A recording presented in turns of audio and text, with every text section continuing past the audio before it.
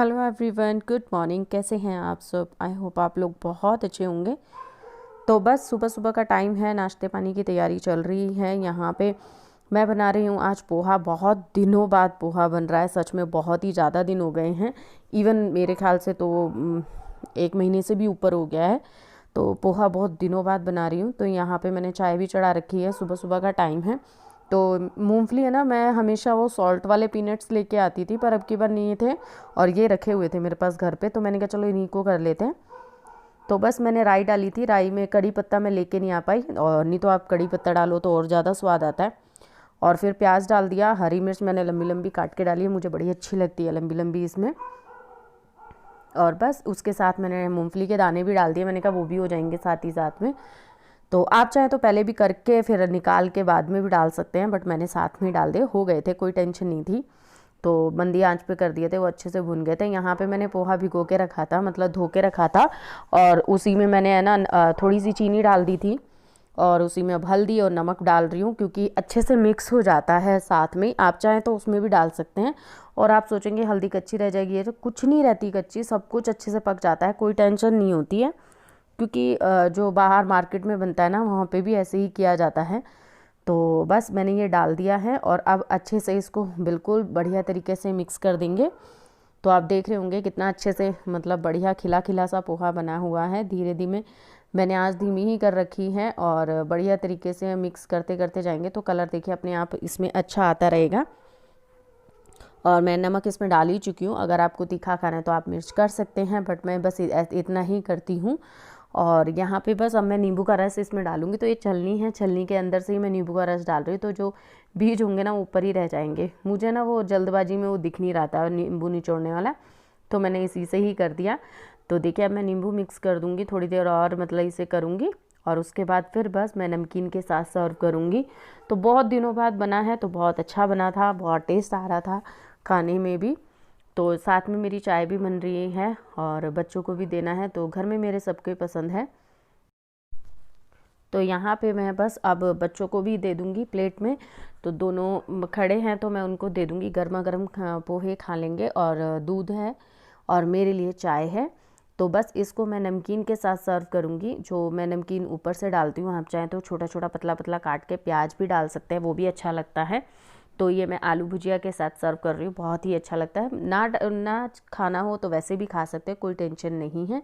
तो देखिए यहाँ पे ये है मेरा पोहा, मेरी प्लेट भी लग गई है, और मिर्च मैंने रख दी है।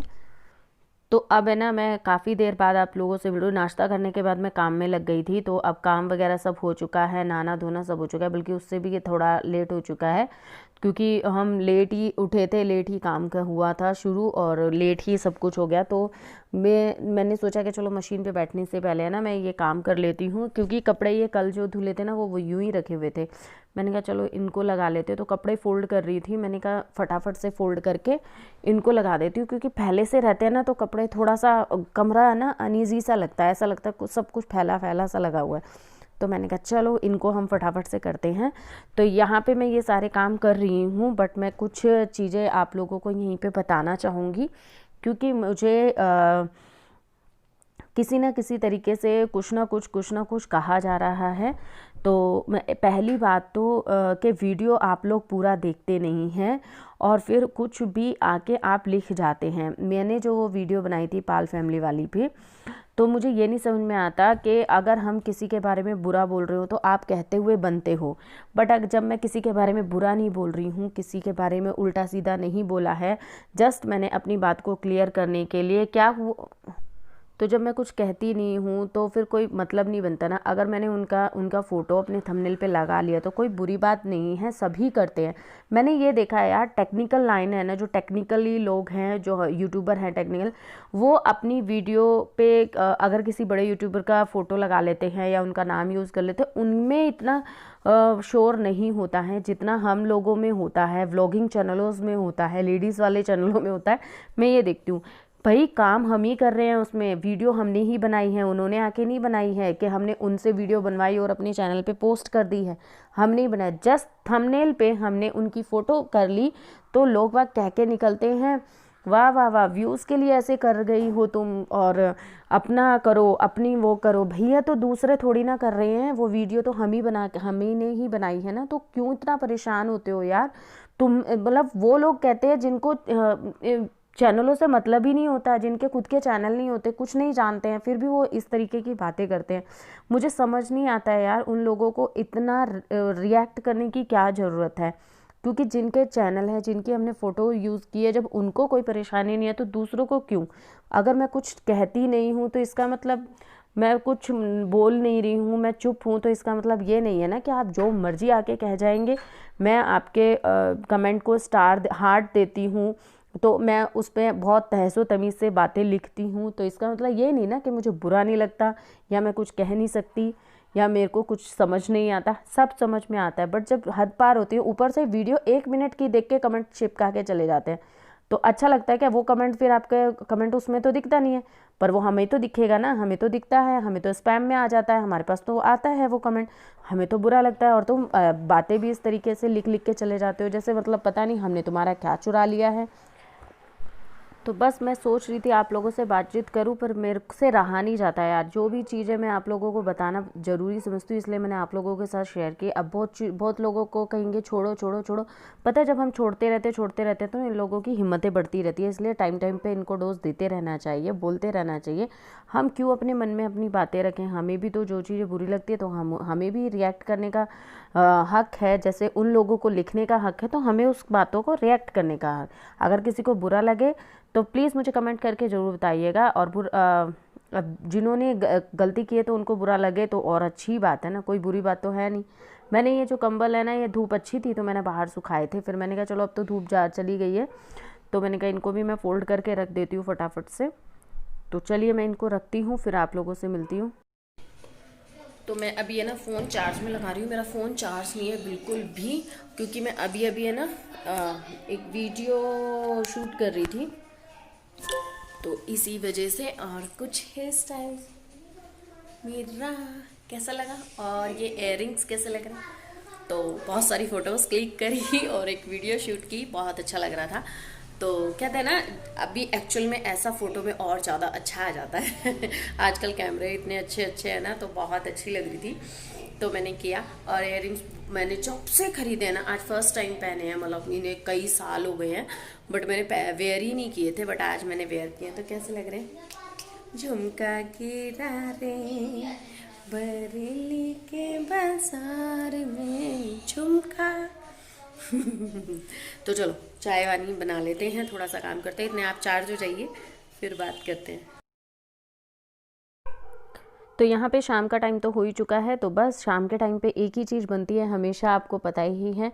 तो यहाँ मैं बना रही हूँ चाय, और साथ में मैं बनाऊंगी फ्राइड राइस। पर फ्राइड राइस तो बनाऊंगी, बट मैं इसकी रेसिपी आप लोगों को नहीं दे रही, क्योंकि क्या है ना, क्योंकि फ्राइड राइस का मतलब है इसमें वेजिटेबल वगैरह डाल के, पर यहाँ घर में कुछ था नहीं तो मैंने नहीं डाला, बस सिंपल ही चावल रखे हुए थे, तो मैंने कहा चलो छोक देते हैं इसी तरीके से, तो बस उसी के लिए ही मुझे वो करना था।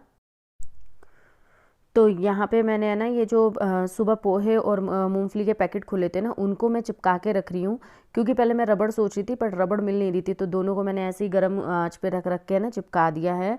और अब उन पैकेटों को मैं रख दूँगी। यहाँ पे मैंने कढ़ाई चढ़ा दी है, उसमें तेल डाला है, जीरा डाल दिया है। जैसे ही जीरा होगा मैं इसमें देखिए प्याज और हरी मिर्च वही लंबी लंबी करके मैं डाल दूँगी। तो चावल रखे हुए थे रात के, तो सुबह तो खाए नहीं गए, तो मैंने कहा चलो अब छोक देती हूँ तो चाय के साथ हो जाएगा। तो यहाँ पे मेरे पास रात के जो चावल रखे हुए हैं ना, उनको मैं डाल दूँगी अच्छे से, और बढ़िया तरीके से उनको अच्छे से चला दूँगी। और नमक ऑलरेडी मेरे चावलों में था ही, तो मैं इसमें थोड़ा सा नमक और डालूँगी, और अच्छे से चलाने के बाद तो नमक डाल दूँगी, इसमें ऐड कर दूँगी, और कुछ नहीं कर रही हूँ, बस थोड़ी सी लाल मिर्च ऐड करूँगी, और थोड़ा सा चाट मसाला भी करूँगी। यहाँ पे बच्चे मुझसे कुछ ना कुछ मांग रहे हैं, कुछ ना कुछ बात कर रहे हैं, तो वही मैं उनसे बात भी करती जा रही हूँ। और यहाँ चाट मसाला इसलिए डाल रही हूँ क्योंकि सही में चाट मसाला से काफ़ी अच्छा टेस्ट आ जाता है। और वैसे अगर वेजिटेबल वगैरह होते तो वो भी डालती, तो नेक्स्ट टाइम मैं वो करके आपको बताऊँगी। और मेरे पे एक फरमाइश आई हुई है मटर की कचौरी, हाँ, तो वो ज़रूर मैं आप लोगों के साथ शेयर करूँगी। सच कहूँ तो मैंने भी कभी नहीं खाई है और ना ही मैंने बनाई है, तो मैं इसीलिए सोच रही हूँ कि हाँ मैं बनाऊँ और मैं भी खुद भी खा के देखूँ कैसी भी लगती है और आप लोगों को भी साथ शेयर करूँ। तो यहाँ मेरे ये चावल बन चुके हैं और मेरी चाय भी ऑलमोस्ट बन गई है। मैं बच्चों को भी दे देती हूँ। तनिया आप भी आ जाए बेटा।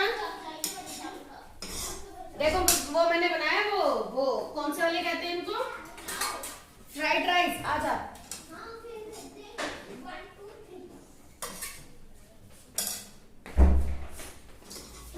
लो, चल खाओ। अरे भैया हिम्मत हिम्मत क्यों कर रहे हो, खा लो ना।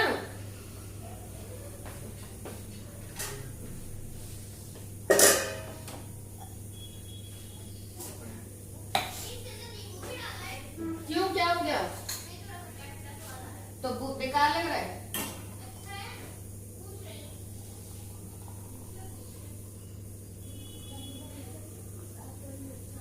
तनिया आपको कैसा लगा? और लेंगे, और ले लेना अगर चाहिए